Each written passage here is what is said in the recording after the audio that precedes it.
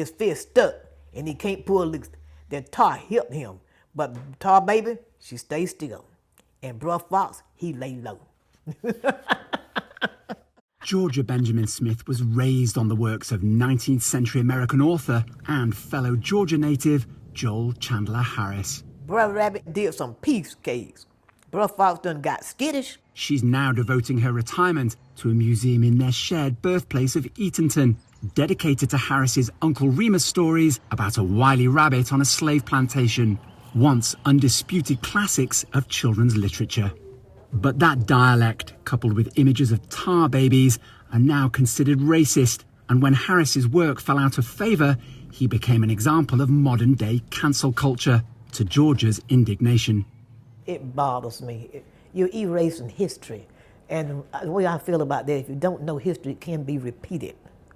And my philosophy is you can't measure your progress if you erase your past. The symbolism of Brer Rabbit is disputed. For some academics as well as Georgia, he represents a slave outwitting a plantation owner in order to survive. I said, why, Grandma? She said, because the rabbit had very little of anything. The fox was a plantation owner. The rabbit could talk, the slaves could talk about themselves, and the master, he would know who they were talking about. The reappraisal of Harris's work began long before last summer's Black Lives Matter protests. A worldwide explosion over racial injustice that forced the literary world to take notice. In March, the company managing Dr. Seuss stopped publishing 6 of its titles for what it considers harmful caricatures. Uncle Remus and Brer Rabbit have a particular resonance for me because my family read me these stories as a child growing up in Britain in the late 1970s and early 80s. Of course, back then I didn't appreciate, and nobody told me, that some of the images and dialogue in these stories could be considered offensive. And the question now, with the rise of cancel culture, is should I be reading these stories to my own children?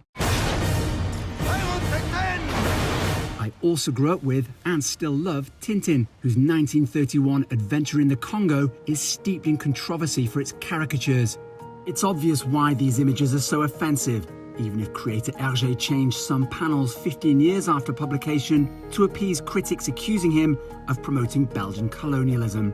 And while Hergé became increasingly progressive in later life, there are other Tintin titles containing almost identical caricatures of black people, as well as Jewish stereotypes. The tailor in Tintin in the Land of the Soviets with a thick accent and a financier in The Shooting Star.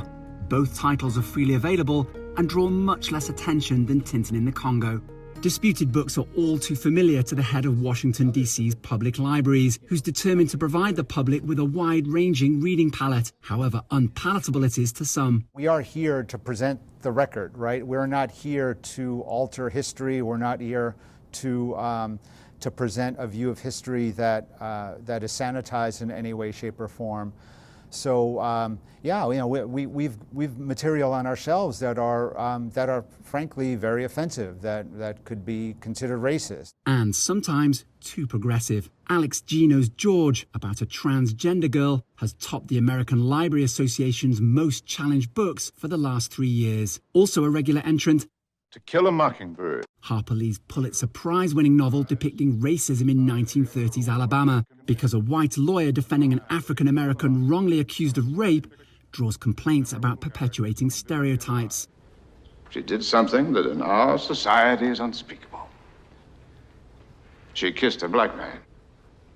This is one of the best known examples of what was cancel culture nearly 100 years ago.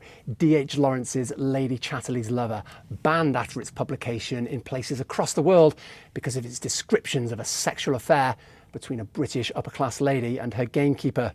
One US lawmaker said Lawrence had a diseased mind.